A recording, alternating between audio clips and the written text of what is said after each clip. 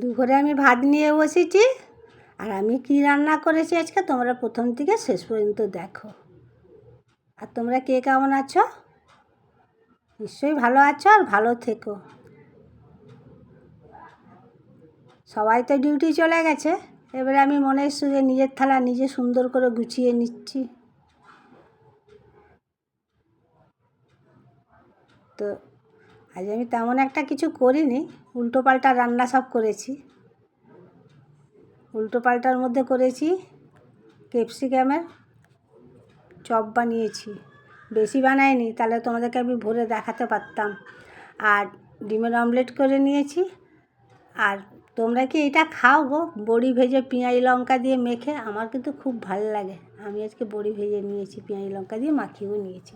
আর ঝাল ঝাল করে একটা বড় দেখে আলু সিদ্ধ করেছি। এগুলো আমার খুব প্রিয় খাবার। আর ডিমের ঝোল করেছি।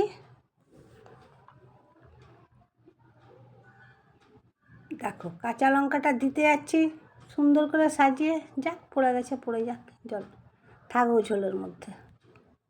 আর একটা লাল দেখে কাঁচা লঙ্কা নিচ্ছি, ওটা কিন্তু আমি খাবো না, সাজাবার জন্য দিয়েছি। আর শসা পেঁয়াজ কুচাটা নিয়ে নিয়েছি।